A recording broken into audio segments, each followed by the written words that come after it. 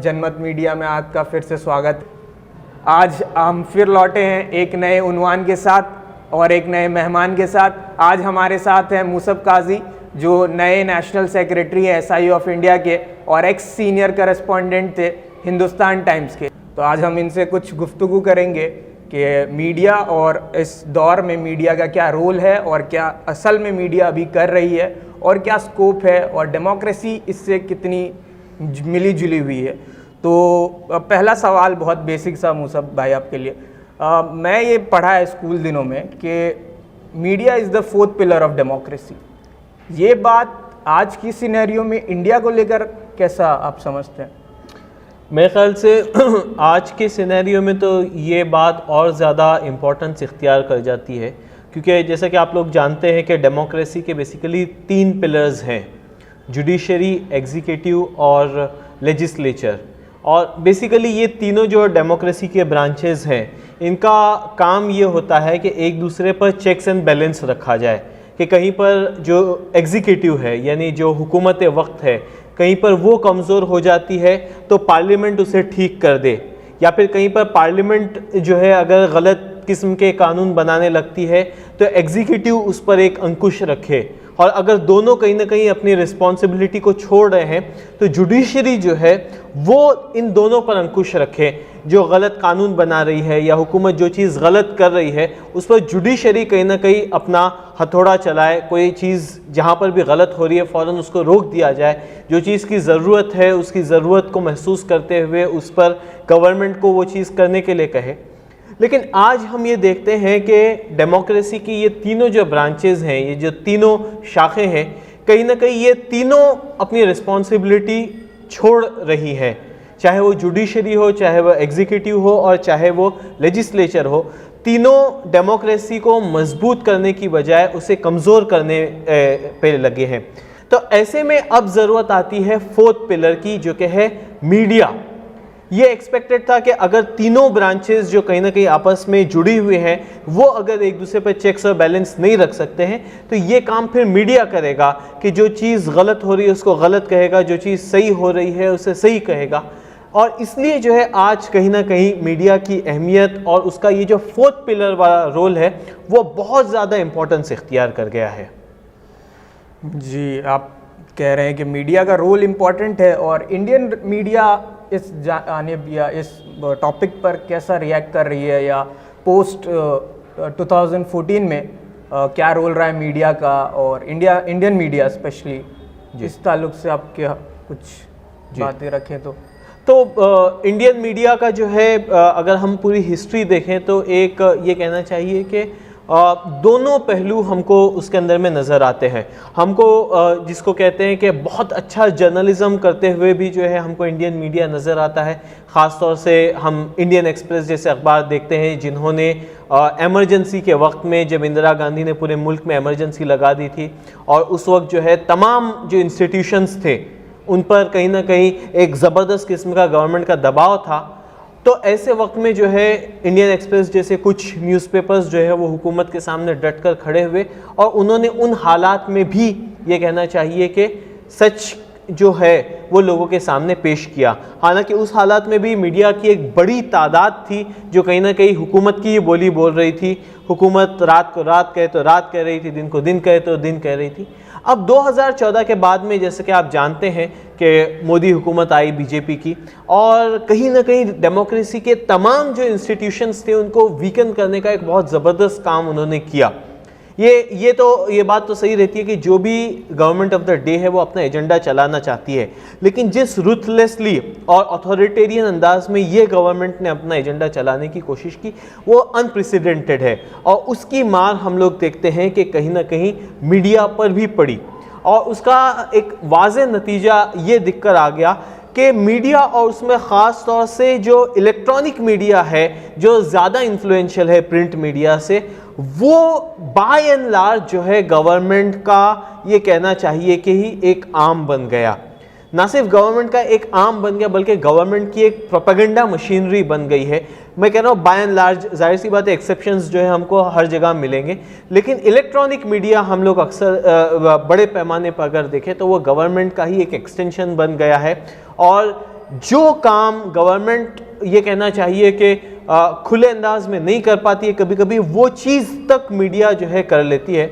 जाहिर सी बात है कि प्रिंट मीडिया की हालत अभी तक उतनी बुरी नहीं हुई है, प्रिंट मीडिया अभी भी किसी दर्जे में इंडिपेंडेंट है, लेकिन उसका एक असर हम प्रिंट मीडिया पर भी देखते हैं कि जहां पर बहुत ज़्यादा जो हुकूमत की क्रिटिकल ख़बरें होती है, क्रिटिकल पीसेस होते हैं, उनको दबाया जाता है।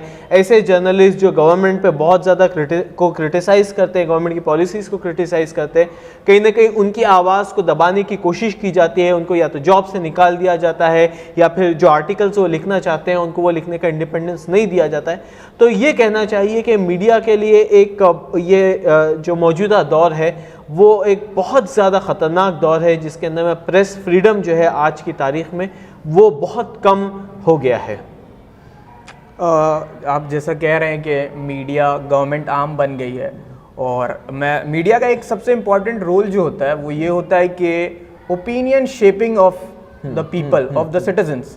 यानी गवर्नमेंट क्या कर रही है, अच्छा कर रही है, गलत कर रही है, तो हमें उतना आइडिया नहीं होता। हमें मीडिया हाउसेस वो हमारे ओपिनियन शेपर्स होते हैं अल्टीमेटली। तो आप अगर ऐसे देखेंगे जो हेट्रेड जो कंट्री में फैला हुआ है, आप अगर तबलीगी ब्रेकडाउन देखेंगे, क्रैकडाउन देखेंगे, उसके बाद आप ये जिहादी और ये सारी जो कलिमात टीवीज में यूज किए जा रहे हैं, यानी जितने भी इस्लामोफोबिक कंटेंट्स जो चल रहे हैं, तो ये एक कंट्री को किस तरफ ले जाएगा और इसमें मीडिया कितनी जिम्मेदार है? असल में ये तो बहुत ज़्यादा ख़तरनाक ट्रेंड है जिसकी तरफ आपने पॉइंट आउट किया है कि आइडियली मीडिया का रोल तो ये होना चाहिए था कि वो लोगों के सामने जो है फैक्ट्स रखें, प्रॉपर कंटेक्स्ट रखें, जो इवेंट्स और इंसिडेंट्स उनके आसपास हो रहे हैं उनको समझने में जो है वो मदद दे। लेकिन हो उसके बरक्स रहा है, न्यूज़ मीडिया से जो है हमको फैक्ट्स कम मिल रहे हैं और लोग जो एक इंडिपेंडेंट अपना ओपिनियन बना सकते थे वो ओपिनियन बनने की बजाय अब लोगों को रेडीमेड टॉकिंग पॉइंट्स मिल रहे हैं। वो टॉकिंग पॉइंट्स जो रूलिंग डिस्पेंसेशन के ज़रिए से कहीं ना कहीं फीड किए जा रहे हैं मीडिया में और मीडिया के ज़रिए से लोगों में। तो हम देखते हैं कि फैक्ट्स तो लोगों को नहीं मिल रहे हैं, उनको उतनी नॉलेज नहीं मिल रही है जिसके ज़रिए से वो अपना ओपिनियन बना सके, डिसाइड कर सके राइट फ्रॉम रॉन्ग, बल्कि हो यह रहा है कि मिस इन्फॉर्मेशन, हाफ ट्रूथ्स और प्रोपेगेंडा जो है मीडिया के नाम पर बाय एंड लार्ज परोसा जा रहा है। जैसा कि मैं कहा कि अगेन एक्सेप्शंस है और उसमें प्रिंट मीडिया की हालत उतनी अभी तक ख़राब नहीं हुई है, लेकिन अगर हम इलेक्ट्रॉनिक मीडिया देखें तो वो बाय एंड लार्ज जो है रूलिंग डिस्पेंसेशन को ही प्रोपोगेट कर रहा है। आप ये समझे जैसे इलेक्ट्रॉनिक मीडिया हम खास करके बात कर रहे हैं कि प्रिंट मीडिया का तो ये ड्रॉबैक है कि भाई इलिटरेट आदमी उसको समझ नहीं सकता।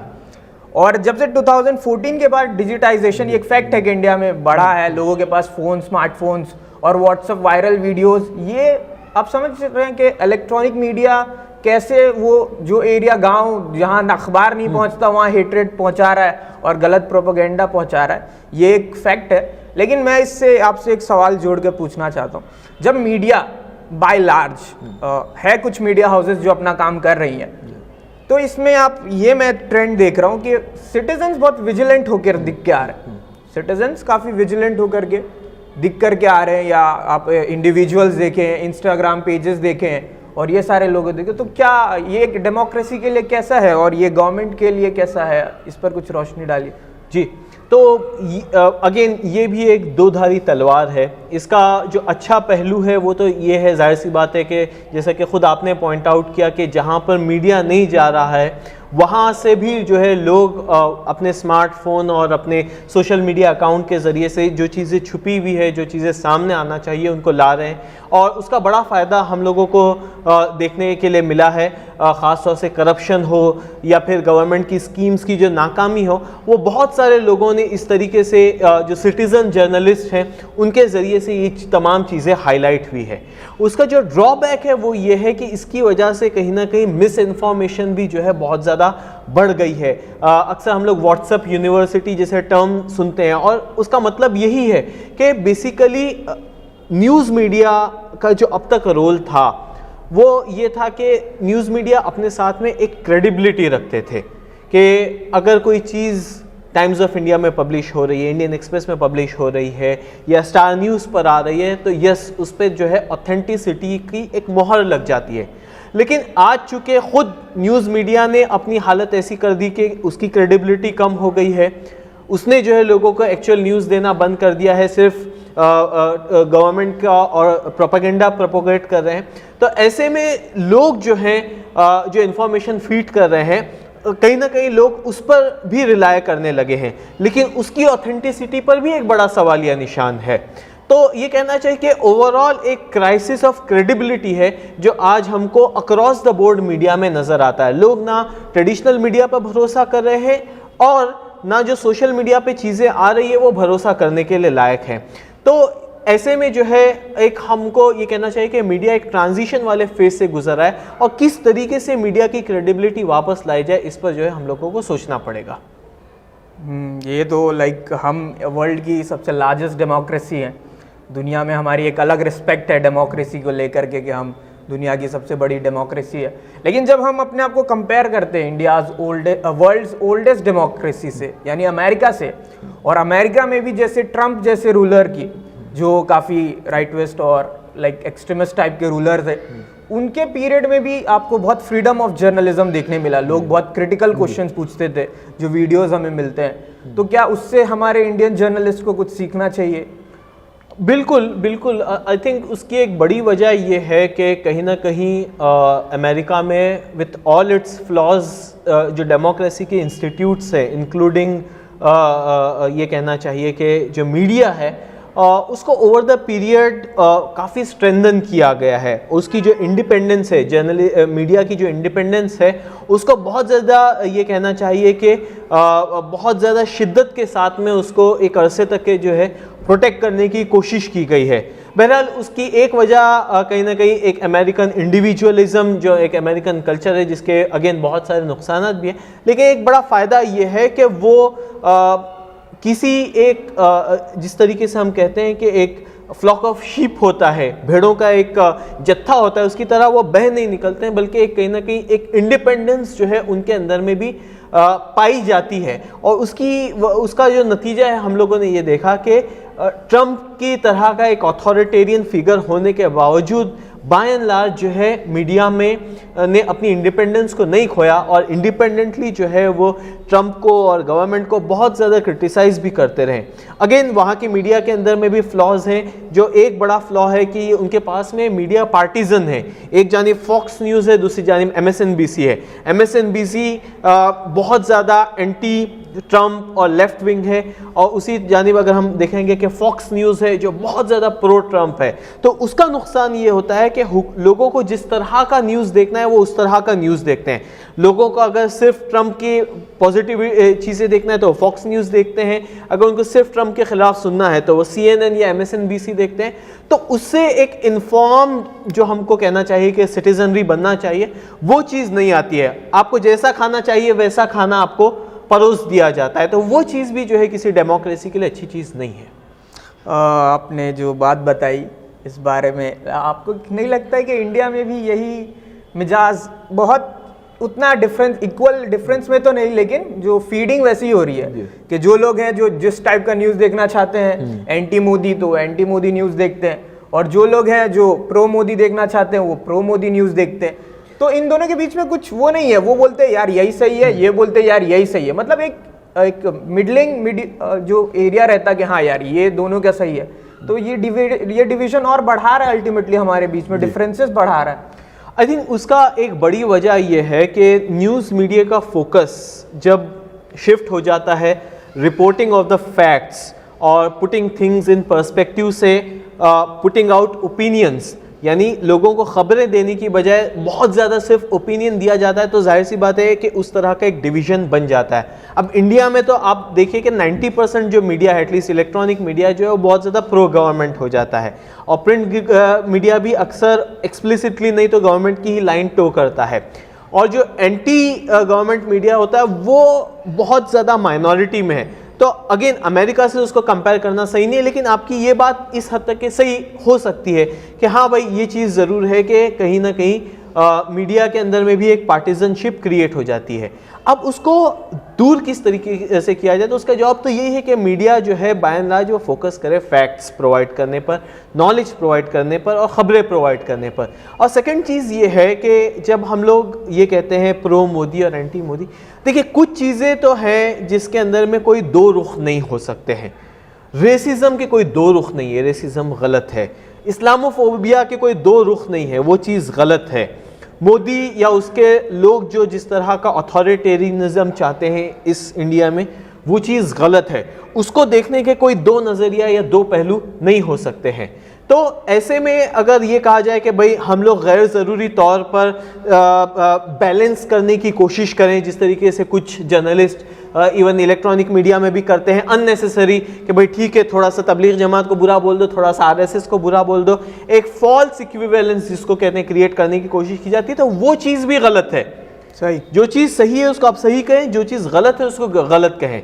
बेकार में चीज़ों को बैलेंस करने की कोशिश नहीं होनी चाहिए। ओके, सो लास्टली आपसे ये पूछना था कि आपके लिए लास्ट मीडिया हाउसेस को लाइक क्या मैसेज रहेगा, लाइक बैलेंस्ड और बैलेंस नहीं, सही न्यूज़, और जैसा आपने कहा कि वो ओपिनियन ज़्यादा देने के चक्कर में फैक्ट्स पूरा गलत हो जाता है, करप्ट हो जाता है। तो इस तरीके से कि जो अदर मीडिया हाउसेस हैं जो खुद को स्टार्ट कर रहे हैं, वो अपने आप को कैसे स्टैब्लिश करके रख सके, जब वो खुद अगर ऑफर तो है कि आप भाई प्रो गवर्नमेंट न्यूज़ दें, आप बिल्कुल दें और फुल अच्छी सैलरी पाएँ, अच्छी टीआरपी पाएँ, लेकिन ये जो है, और एक दूसरा चैलेंज जो मेजॉरिटी ऑफ इंडिया के साथ है वो टीआरपी का इशू भी है एक्चुअली। तो जो टीआरपी जो जा रही है वो मोस्टली, अब अगर बिजनेस माइंड से सीखे तो मेजॉरिटी प्रो मोदीज को जा रही है, ये टीआरपी जा रही है। और जो बची हुई पॉपुलेशन को सर्व करने के लिए जो कर रहा है उसमें फिर कंपटीशन बढ़ जाएगा, फिर तो वो टीआरपी रेस भी एक तरीके से आप समझते हैं कि यार क्या दिखाना है, जो दिख रहा है मीडिया के ऊपर, आप ये प्रेशर समझते हैं कि यार ये दिखाओ, इसमें बहुत पैसा है। तो वो चीज़ तो पहले से है, मतलब येलो जर्नलिज्म जिसको हम कहते हैं कि जिसके अंदर में सीरियस न्यूज़ को छोड़कर सनसनी पे फोकस करना, ये तो प्रिंट और इलेक्ट्रॉनिक मतलब इलेक्ट्रॉनिक मीडिया से भी पहले का जो ज़माना है उस ज़माने से वो चीज़ चली आ रही है।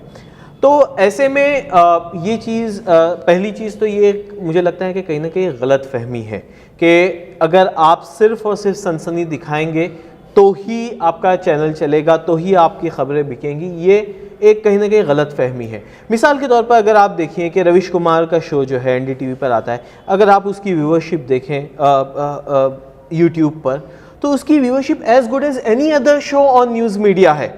जी बिल्कुल, जो कि अपने आप में एक इनकरेजिंग साइन है। तो ये कहना, ये एक अरसे से लोग कहते आ रहे हैं, लेकिन ये भी किसी ने करके देखना चाहिए ना कि क्या हम सीरियस न्यूज़ पर भी मेहनत करके व्यूअरशिप ला सकते हैं कि नहीं ला सकते, पहली बात। दूसरी चीज़, न्यूज़ मीडिया हाउसेस को जो है बहरहाल आज या कल जो है एक चॉइस उनको लेनी पड़ेगी। उनको ये सोचना पड़ेगा कि वो इस प्रोफेशन में क्यों आए हैं। उनके पास में जो है बहुत सारे प्रोफेशंस खुले थे, जो लोग न्यूज़ हाउसेस मीडिया हाउसेस चला रहे हैं, जो जर्नलिस्ट, बहुत सारे प्रोफेशंस हैं, एंटरटेनमेंट चैनल्स चला रहे हैं। अगर वो न्यूज़ बिजनेस में हैं तो उनको ये चीज़ समझना पड़ेगा कि उनके पास में एक रिस्पॉन्सिबिलिटी है, और अगर वो उस रिस्पॉन्सिबिलिटी को उठा नहीं सकते हैं तो उनको इस बिज़नेस में नहीं होना चाहिए। वो भले से कोई और बिज़नेस करें, न्यूज़ के बिज़नेस में जो है उनको नहीं होना चाहिए। तीसरी चीज़, जाहिर सी बात है कि मीडिया को जो है अपनी इंडिपेंडेंस को असर्ट करना पड़ेगा। अक्सर इंदिरा गांधी के ज़माने में कहा जाता था कि when Indira Gandhi asked media to bend, they started to crawl, यानी उनको ये कहा गया कि तुम झुको, तो वो झुकना छोड़कर रेंगना शुरू कर दिया उन्होंने। यानी कि इतनी उनकी हालत इतनी गई गुजरी हो गई थी। तो ये बात सही है कि आज हुकूमत आपको झुकने के लिए कह रही है, तो क्या आप उसको फाइट करके खड़े होने की कोशिश नहीं कर सकते हैं? क्या इतना आपकी वक्त कम हो गई है? आज देखिए किसान जो है वो अपनी मांगों को लेकर जो है आज वो रास्ते पर है। आज जो है हम ये कह सकते हैं कि CNRC की मूवमेंट हमने बाकी लोगों को भी देखा। तो क्या मीडिया अपने हुकूक के लिए जो है वो खड़ा नहीं हो सकता है? देखिए, मीडिया का अक्सर हुकूमत के साथ में एक ट्रांजैक्शनल रिलेशनशिप होता है कि भाई हुकूमत को भी मीडिया की उतनी ज़रूरत है जितनी मीडिया की हुकूमत को ज़रूरत है। अगर मीडिया ये कहे कि नहीं, जैसे कि हम लोगों ने यूएस इलेक्शन के वक्त में देखा, ट्रम्प जब मिस इन्फॉर्मेशन फैला रहा था, मीडिया चैनल ने उसकी लाइव फीड को कट कर दिया। तो आपके पास में भी कोई ना कोई लीवर है जिसको आपको इस्तेमाल करना चाहिए। अक्सर हम लोग पेज 3 के न्यूज़ के टाइम पे कहते हैं कि कोई स्टार जो है मीडिया के सामने बदतमीजी करता है तो वो उसके पार्टीज का बॉयकॉट कर देते हैं। ये ऑप्शन तो आपके सामने अभी भी हुकूमत वगैरह को लेकर भी खुला है, आप उस ऑप्शन का इस्तेमाल क्यों नहीं करते हैं? तो ये अब मीडिया की जिम्मेदारी बनती है कि वो अपनी उस इंडिपेंडेंस को जो है वो और ये करे। और कोई ये नहीं कर रहा है कि आप गैर ज़रूरी हुकूमत को क्रिटिसाइज़ करें, आप अपना काम करें, हुकूमत की जो कमज़ोरियाँ है उसको लोगों के सामने लेकर आए। और बिल्कुल अगर कुछ अच्छा कर रही है गवर्नमेंट तो उसको सपोर्ट भी करे। एग्जैक्टली। और उसमें माफ़ करना, एक और चीज़ जो मैं ऐड करना चाहता हूँ, अक्सर ये कहा जाता है कि you get the media you deserve. मतलब ये कि लोगों को जिस तरह का मीडिया चाहिए उस तरह का मीडिया उनको मिलता है। अगर आप आपका एपिटेट बताएंगे अच्छी न्यूज़ के लिए, संजीदा न्यूज़ के लिए, तो आपको वो चीज़ मिलेगी। अगर आप उस पे के लिए खर्च करने के लिए तैयार हैं तो आपको ऐसी न्यूज़ मिलेगी। लेकिन अगर आप उस तरह की न्यूज़ के लिए पैसा खर्च करने के लिए तैयार नहीं है, उसको अप्रिशिएट करने के लिए तैयार नहीं है, तो आपको फिर जो है सुशांत सिंह ही मिलेगा, आपको जो है फिर उसके बाद में कंगना रनौत ही मिलेंगे, आपको फिर उसके बाद में इसी तरीके की मोदी की वाहवाही मिलेगी। तो ये कहीं ना कहीं आम जनता की भी जिम्मेदारी है कि वो इस तरह के मीडिया का डिमांड करे। जिस तरीके से हम हमारी हुकूमत से डिमांड करते हैं अच्छे रास्तों की, हम हमारे मीडिया से डिमांड करें अच्छी न्यूज़ की, तो तब जाके जो है हमको अच्छी न्यूज़ मिल सकेगी। बहुत बहुत शुक्रिया मुसब भाई, काफ़ी अच्छा आपके साथ इंटरेक्शन रहा, काफ़ी एनलाइटिंग था इनफैक्ट हम मेरे लिए भी और हमारे व्यूवर्स के लिए भी, और इससे फ़ायदा होगा। तो सामईन, ये थे Musab Qazi, national secretary of SIO India और एक्स सीनियर करस्पॉन्डेंट्स। जी व्यूवर्स, आज के लिए इतना ही। देखते रहिए जनमत मीडिया, फिर मिलेंगे एक नए मेहमान के साथ, एक नए उन्वान के साथ। शब बखैर।